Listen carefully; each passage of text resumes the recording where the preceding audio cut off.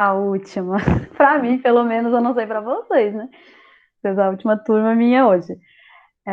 Nossos campeões da Semana Cultural. Falei gincana, para falar gincana, ainda bem que não tava gravando. Agora tá, e eu falei, eita, então, né? É nós, é nós, é nós. Vamos lá. Vou fazer a chamadinha aí rápida, chamadinha expressa pelo chat aqui. Dona Alice, depois a Senira, presente, tá? Beleza, aqui o Danilo, a Isa, Isabela, Isadora, Isabela. Eu sempre erro.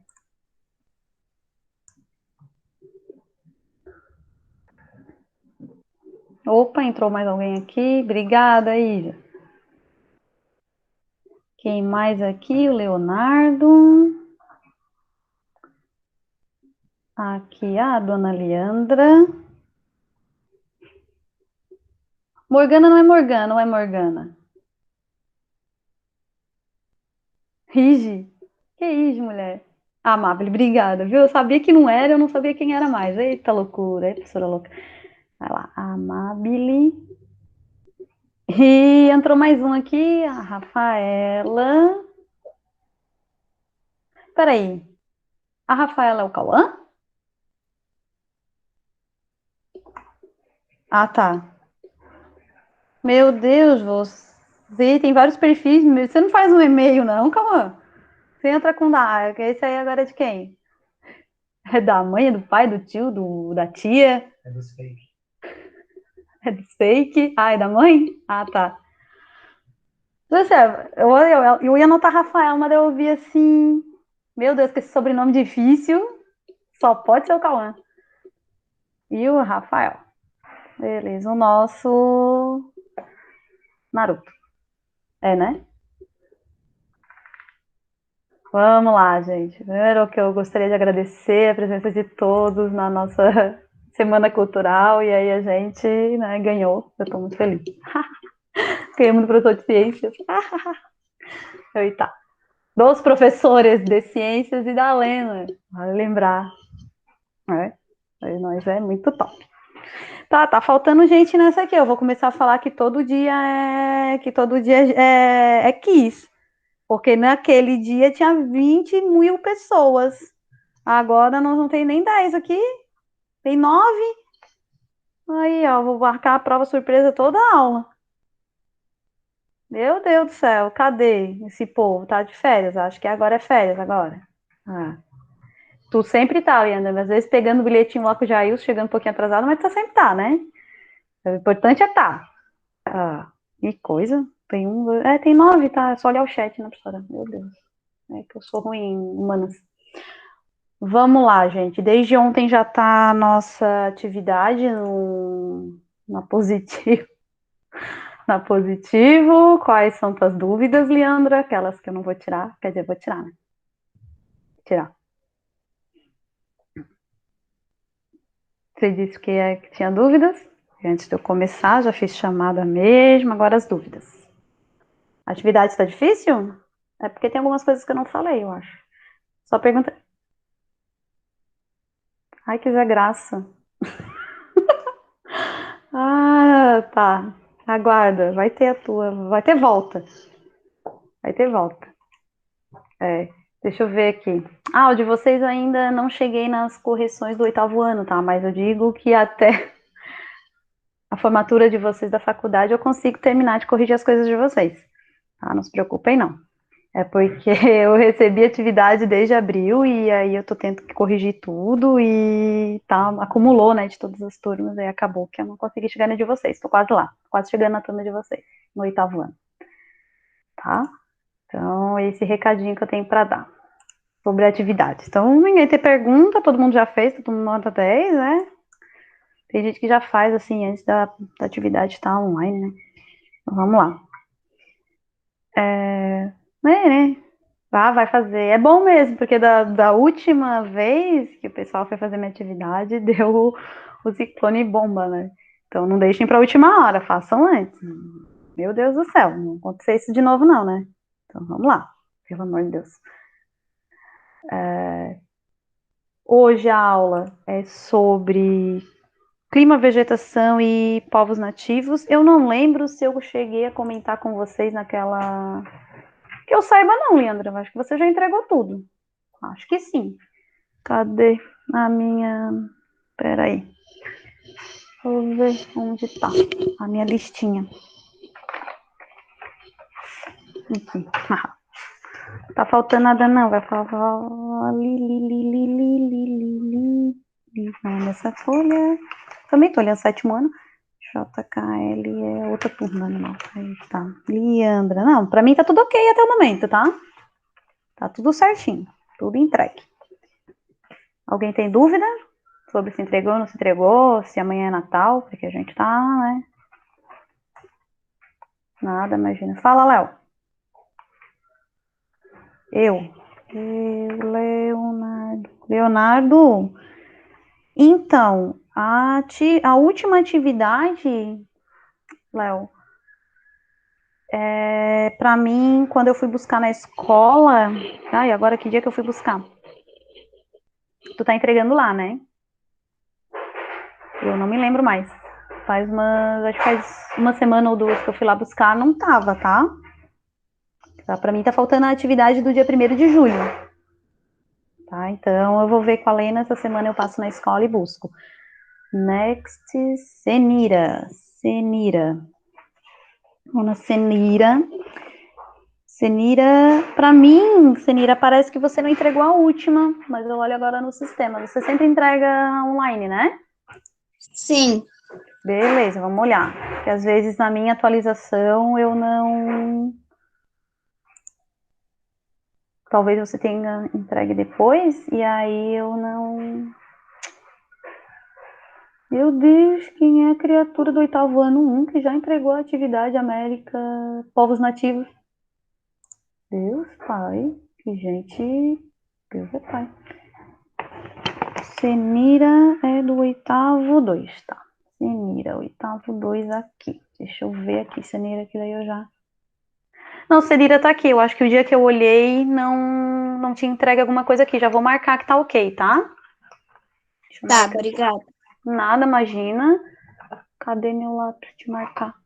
Eu tenho um lápis específico de marcar. Vem cá, escrever. Aqui.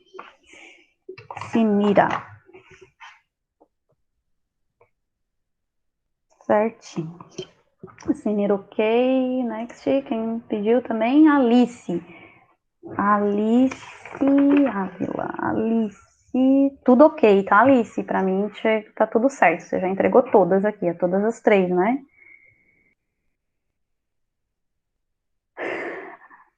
Pensei que ia ser a primeira. Então, perdeu. Até ver pra quem. Ai, que fofoqueira, né? Eu vou ver, mas não vou falar. Quem foi que entregou? Quem foi? Se entregou arquivo zerado, eu vou dar na cara. Não. Ah, entregou, mas não vou falar quem foi, não. Só pra deixar curiosa.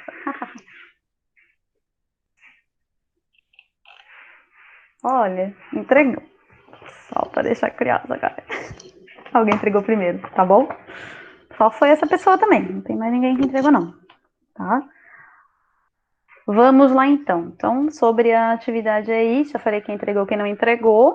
Hoje, então, queria perguntar para vocês se eu cheguei a fazer revisão de climograma, como ler o climograma, que era da atividade anterior, né, sobre clima. Eu falei, a linhazinha é temperatura, barrinha, acho que eu falei, né? Eu tô mais ou menos lembrada, então vou tocar para frente. Vamos lá, então. Então, acho que eu já sei de onde a gente começa. Vamos lá. Não tá. Alguém quiser fofocar alguma coisa, né? Enquanto eu tô aqui preparando a apostila. A apostila a partir da página... Clima, então, já foi, né? A gente já falou sobre clima. Só vou dar uma... Então, vou tocar isso aqui. Ai, coisa boa. Então, formações vegetais da América. Vamos lá, página 30, tá, galera? Para quem acompanha aí a aula. E a professora esquece de compartilhar a tela. Esperto. Vamos lá, apresentar. Página 30 da apostila. Se Deus quiser, a gente termina essa apostila hoje. Tá? Aquela, né? Vamos lá. Formação vegetal da América. Como a gente viu em clima, eu me lembro, a gente viu. Se a gente não viu, eu volto um pouquinho, né? O continente americano em questão longitudinal, né? Da linha da longitude. Se eu consigo diminuir, não dá. Em questão de longitude, de norte a sul, né? É o continente que tem maior variedade climática do planeta. Ou seja, ele vai desde uma zona climática polar, do hemisfério norte, até uma outra zona, né, climática polar no hemisfério sul. Então, ele atravessa todas as zonas climáticas. Ele atravessa a zona polar, a zona tropical, né, e a zona equatorial aqui, que é entre as linhas do Trópico de Câncer e o Trópico de Capricórnio, que é a linha aqui do Equador. Então, nós temos praticamente, né, todos os climas do planeta em um único continente. Tá? Mas esse mapa não é de clima, esse mapa é de vegetação, professor, e o que isso tem a ver? Né? A vegetação, ela trabalha com a interdependência de alguns fatores naturais, ou seja, o clima, o relevo, o solo, né? E a questão que está conectada com o clima também, que é a questão de umidade, né? Se tem bastante umidade, se tem pouca umidade. Outro fator, que também é um fator climático, que influencia a vegetação, é a questão, né, se está próximo dos oceanos ou não, tá? Então, tudo isso influencia numa vegetação. Beleza? A questão da altitude, né? Hoje dá para falar aquele bagulhinho lá que eu sempre falo na aula de vocês, mas eu vou relembrar aqui que está mostrando aqui a linha do Equador. Então, daqui a pouquinho a professora fala aí para vocês, tá? Então, nós temos aí uma variedade de vegetação bastante grande, muita cor no mapa, o mapa todo lindão, né? Que vai desde os desertos gelados, aqui, desertos gelados, essa parte aí, lá, sei lá que cor é essa, azul, mas roxo, sei lá, para mim parece um roxo meio que aí confunde com as formações mistas, sei lá. Ah, meio estranho essa legenda. Mas tudo bem. A gente deixa, né? Olha só, essa cor para mim confunde com essa aqui, quase. Tenho pena de quem é daltônico com essa apostila. Mas vamos lá. Então tem vários tipos de formação vegetal. Qualquer dúvida aí, falem, beleza? Então vamos lá. Algumas características importantes, então, que eu quero comentar aqui com vocês. Vamos falar aqui da nossa área da zona equatorial. Para quem não lembra, nós temos aqui o Trópico de Câncer, o Trópico de Capricórnio, e entre esses dois trópicos, nós temos a linha do Equador, e aqui nós temos a área mais quente do planeta, porque recebe maior incidência solar, devido à forma de geóide do planeta Terra. Tá? O planeta não é plano. O planeta tem forma de geóide, só para a gente lembrar sempre. Né? Show? Então, eu queria falar com vocês, como é a área mais quente do planeta, tem uma vegetação bem importante, que é esse verdão escuro aqui, tá? Que é a floresta subtropical e temperada, ou floresta equatorial também, a mesma coisa. Depende do autor, eles mudam de nome. Tá? Que é a nossa floresta amazônica. Então, essa área aqui é uma vegetação bastante densa, umas árvores enormes, né, e uma área de bastante umidade. Claro, está numa área quente, né? E a professora queria o quê? Né? Só que, ao mesmo tempo, essa questão lá do 7º ano, acho que eu faço essa questão até no 6º ano, de bobeira. É uma área bem quente, um monte de vegetação, bastante umidade. Como é que pode ter uma vegetação de altitude aqui nesse marronzinho? Marronzinho é ótimo, aqui. O que acontece nessa parte do mapa? O que tem aqui? Qual é o fator climático que influencia? Aqui tem uma vegetação extremamente alta, bonita, e etc. E aqui tem a vegetação de altitude. Pergunta do Enem, hein? Pior que já teve essa questão no vestibular. Ninguém quer falar comigo hoje, o pessoal tá triste. O pessoal tá tudo comendo, né? Um rio? Um rio não, Leandro. Ô, Jesus, não chuta assim, né? Na loucura da vida, né? Não, tem o quê? Tem o quê? Aqui tem o Chile, né? Que é a Cordilheira dos Andes. Devido à altitude, nós temos uma área bastante gelada que nós temos a vegetação de altitude. Se a gente for olhar lá a característica, cadê a minha? Vegetação de altitude ocorre ao longo das cadeias montanhosas, tanto da América do Norte e América Central e América do Sul. Que é interessante essa apostila que ela bota assim, ó, ocorrência ao longo das cadeias montanhosas da América do Norte, desde o México até o Canadá, beleza, localizou. Pequena porção da América Central, beleza, localizou, mas não diz onde na América Central especificamente. E nas porções mais elevadas da Cordilheira dos Andes. Não sei, para vocês deu essa impressão, mas para mim, quando eu estava lendo, parecia que a Cordilheira dos Andes ficava na América Central. Não sei se parece isso para vocês na leitura desse texto. A Cordilheira dos Andes é a América do Sul, tá? É onde eu estava apontando aqui, ó, esse marrom aqui, tá? Não sei se para vocês pareceu que, né? E na América Central são esses aqui, tá? Tem vários paísezinhos aqui, tá? E na América do Norte, a região porção oeste, que são as cadeias montanhosas, Estados Unidos e Canadá, tá? No texto parecia, assim, né, que a vegetação de altitude, que a Cordilheira dos Andes estava na América Central, tá? Bom, então, o que influencia a vegetação de altitude? Ela independe de onde ela estiver, se ela tá, olha só que interessante, né? Se ela tá numa área, né, mais subtropical, uma área equatorial, né, ou até mesmo aqui não tem, mas ocorre uma parte lá da Europa, na parte até mesmo, né, e uma área próxima à área polar, tá? Que são as vegetações de altitude. Então, ela independe da localização de zona climática, porque a influência dela maior é o tamanho do relevo, tá? Isso que eu gostaria de chamar a atenção desse tipo de vegetação. Beleza? Alguma dúvida até aqui? Vocês estão de... Não? Beleza, Rafaela. Vamos lá. Tá? Então, cada vegetação com suas próprias características. É importante para vocês darem uma lida nessa página 31 e 32 para fazer a atividade. Tá? Eu peguei bastante coisas aqui dessas páginas.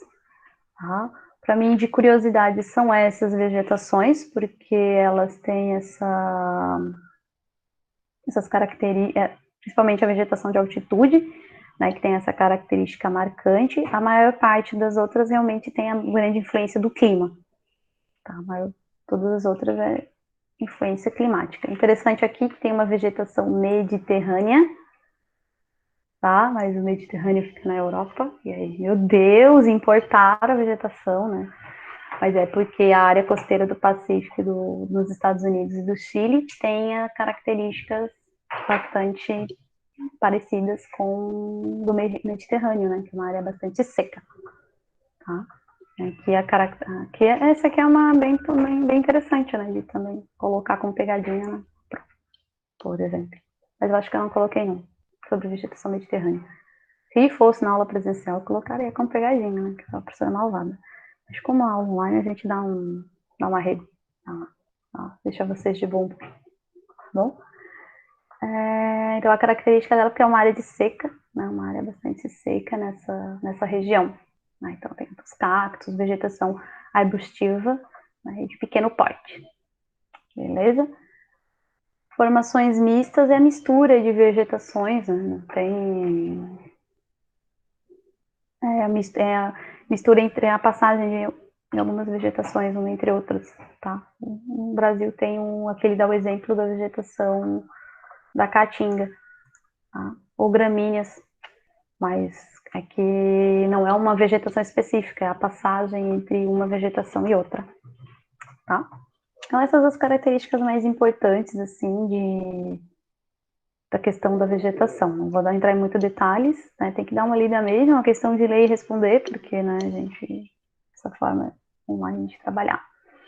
Bom, acho interessante esses dois mapas, página 33, olha só, tá? A cobertura original das florestas e a atualidade, densidade populacional. Né? Então, a maior parte já das vegetações originais já quase não, né, já estão ocupadas, né? Principalmente aqui o litoral, a nossa Mata Atlântica, né, aqui do Brasil. Se a gente for lembrar da aula do ano passado, né, a maior devastação da vegetação brasileira é essa área de litoral. Tá? Então vocês podem ver que isso não é uma ocorrência específica do Brasil, vamos olhar os outros países também. Ó. A maior parte da densidade populacional fica próximos aos oceanos, né? Interessante aqui na parte leste dos Estados Unidos, tá? Mas na parte oeste também, tá? Então, é a parte que, se a gente for pegar, por que que isso acontece nessa parte litorânea? Que a galera gosta da praia, né? A galera gosta de ir pra praia, né? Por isso que tá aí. É porque é uma questão de colonização, né, histórica, né? A gente recebeu a colonização pelo litoral, né? E também a questão econômica, os portos, né? Exportação de produtos, a maior parte por essas áreas. Tá? Então, as vegetações mais prejudicadas, as que foram mais devastadas, foram quais? Então, né? As florestas temperadas do litoral leste dos Estados Unidos, né? E as florestas tropicais aqui do México, essa região, e aqui as nossas florestas, né, tropicais também foram bastante devastadas, tá? Beleza? Dúvidas? Bom, essa atividade aqui é o que a gente acabou de falar, não vou nem comentar pra ela, não.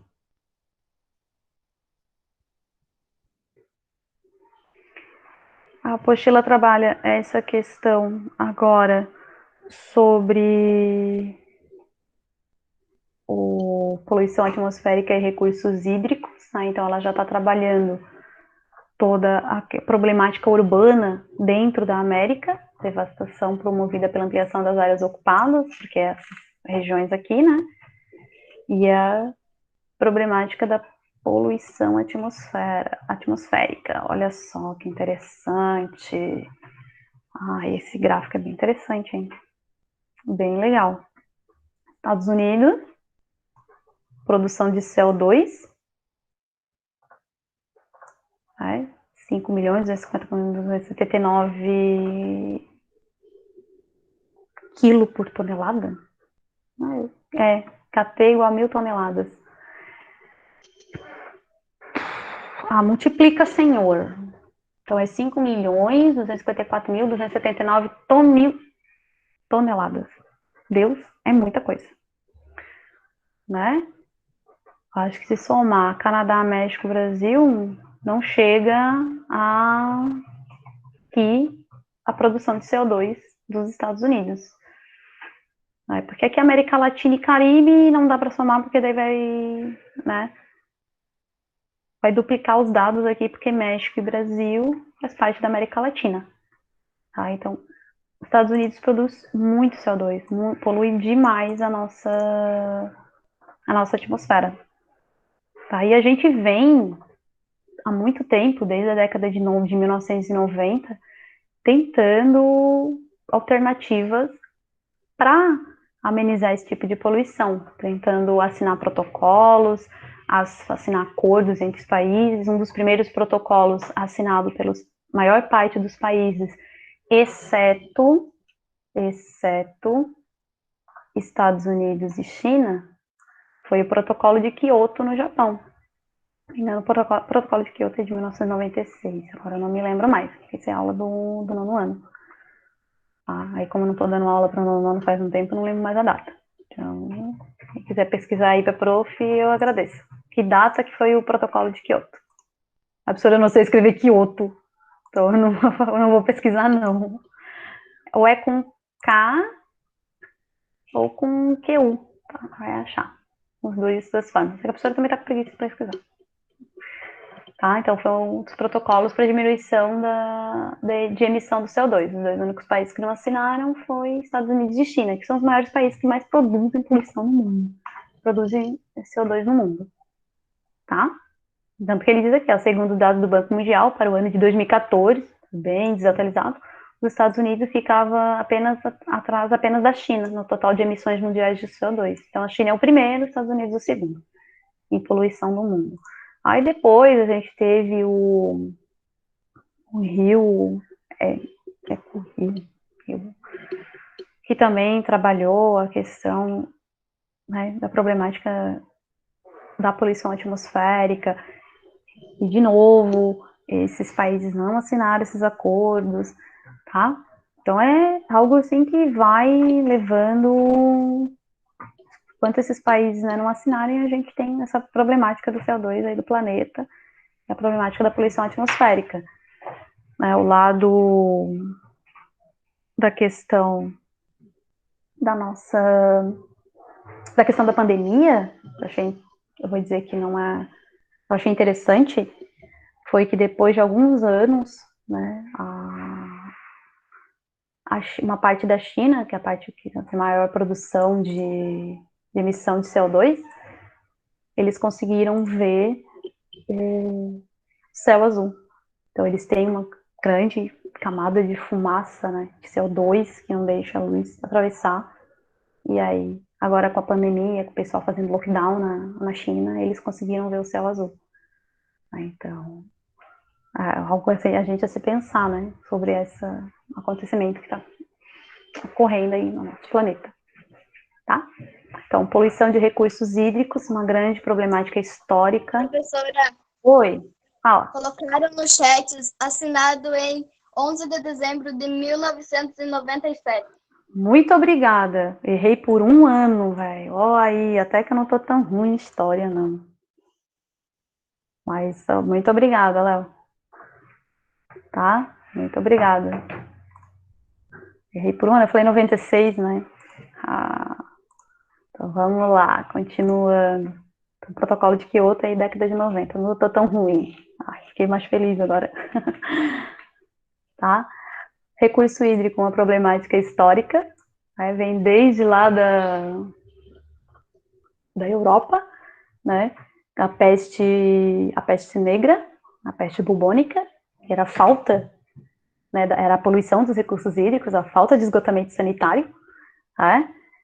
Então, essa problemática traz as doenças. Então, ela é uma questão histórica da humanidade. Enquanto a gente não trata o esgoto, né, a gente vai tendo as doenças. E isso só foi, né, o tratamento de esgoto, ele só foi visto aqui na América, praticamente, América Latina, até hoje, é um dos grandes problemas. Mas a partir do final do século XIX para o século XX, grandes aglomerações urbanas e industriais, a gente não tem ainda no Brasil, se eu não me engano, agora eu vou estar chutando, se eu não me engano, o esgoto no Brasil é apenas 30%, eu estou chutando alto, tá? Esgotamento sanitário, de tratamento de esgoto no Brasil. Então, imagina, se no Brasil, que dentro da América Latina é um país mais desenvolvido, e a gente é um país pobre, imagina os outros países. Então, o esgotamento sanitário na questão da América Latina é bem problemática. Tá? E traz as doenças aí bem, né, leptospirose, disenteria, né? Então, são doenças bem, que parece simples, né, mas se a gente não tem tratamento de esgoto, se a gente não tem, né, recursos de saúde, são doenças simples que acabam matando as pessoas. Tá? Eu queria comentar, por exemplo, na parte da colonização daqui do estado de Santa Catarina, que são os açorianos, por exemplo, né, todo o esgotamento sanitário era levado em grandes vasilhames né? E eram jogados nos rios da Ercílio Luz, por exemplo. Aí eram diretamente jogados para o mar. Tá? Os leões da ilha, quem são os leões da ilha? Não sei se tem alguma havaiana aí na turma. Tem havaiana na turma? Opa, aí. Não? Então, você sabe a história, a origem dos leões da ilha? Não falo do time, né? Mas eu falo do quem eram os leões da ilha. Aí, como é que era feito? O que tem a ver com esgotamento sanitário, né? Professora, que loucura é essa que a professora está falando? É que é o seguinte, os leões da ilha, eles eram, na verdade, os escravos, né, na época colonial de Santa Catarina, e eles vestiam máscaras de leões para que, quando eles levassem os dejetos de seus senhores até o rio, até o mar, né, o mais próximo que pudesse, esses escravos não fossem reconhecidos, né? Ou seja, o escravo de tal pessoa está levando, né, os dejetos.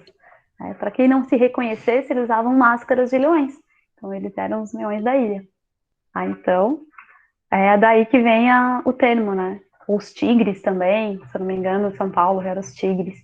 Então, eles usavam máscaras de animais para que não fossem reconhecidos levando esses dejetos humanos. Aí, dejetos humanos, eu tô falando de cocô, de xixi, que ficava na casa, tá? É isso mesmo. Então, aí eles faziam, daí pegavam lá o baldezinho e botavam lá numa grande cerâmica e levavam para os rios e para os mares, tá? É história, geografia também é cultura. Olha aí, ó. Vocês podem já falar pro professor de história, não sei se o professor conhece a história, pode contar para ele lá, tá? Na última parte aqui sobre essa questão de esgotos, né? Além do esgoto do rio, que todo o rio leva ao mar, né, lançado diretamente, nós temos aqui a questão marítima. Nossa, a questão bem interessante. Tá? Por exemplo, que são os desastres ambientais relacionados à questão do petróleo, também a questão do óleo das embarcações, mas tem um terceiro desastre ambiental que é bem importante a gente falar, que aqui ele está falando do vazamento de óleo, né? Esse é o maior desastre ambiental dos Estados Unidos no México, no Golfo do México, que é a questão da biodiversidade.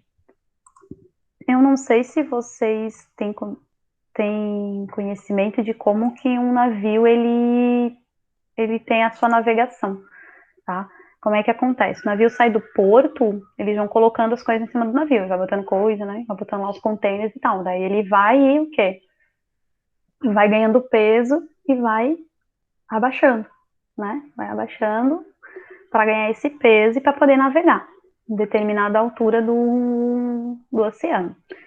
Bom, quando ele chega no outro porto, vamos dizer, vem um navio lá vou botar a China que pode azar. Vem um navio lá do Golfo do México. Pronto. Um navio para vir no Porto de Santos aqui no Brasil. Sai do Golfo do México e vem para Santos, trazendo importações aí daquela região, tá? Aí o que acontece?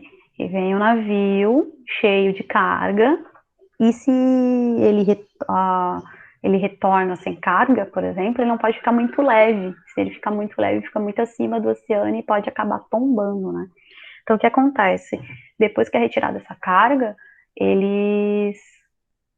o navio, na parte mais baixa do navio, eles pegam a água tá, ali do oceano. Aí ali eles não pegam só água, né? Eles pegam todos os animais marinhos daquela área. Então, por exemplo, eu vou pegar os animais marinhos próximos e eles ficam ali na parte baixa do. Aí você pensa em animais, também pensa em bactéria, pensa em fungo, pensa no que tiver vivendo naquela água ali. Vai tudo para a parte mais baixa do navio. Para ele ficar num peso suficiente para retornar, se ele retornar vazio, se ele retornar com um peso menor do que ele veio, tá? Aí o que acontece? Aquela água elevada, né, aquela biodiversidade local, daquele do Porto de Santos, por exemplo, retorna lá para o Golfo do México e vai todos aqueles animaizinhos para lá também, todos aqueles bichinhos, aqueles fungos, aquelas bactérias, tudo para lá também. E aí, toda aquela biodiversidade tem contato com a outra biodiversidade do outro porto, né? E pode acabar tendo o quê? Um desastre ambiental. É uma... E também a apostila ela não traz esse tipo de desastre ambiental, mas é para a gente lembrar que não é só o petróleo, né? Mas também essa invasão de um ser, de um ser, né? De um animal, de um fungo, de uma bactéria diferente daquele lugar, pode acabar acarretando, né, uma perda da biodiversidade do outro porto. Então isso também é bem interessante. Confusão. Não entendeu?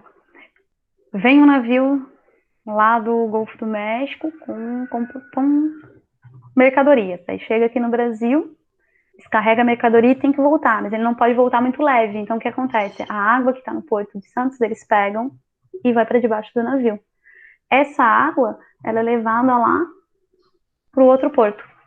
E aí tudo que está naquela água, toda bactéria, todos aqueles fungos também vão para outro porto, que acaba contaminando, né? E pode acabar com a biodiversidade daquele outro lugar. Ai, olha, acho que tem um limite, né, Leonardo? Não afunda, não afunda, revira submarino. Não, daí eles têm um limite, né? Máximo de colocar essa água para não afundar.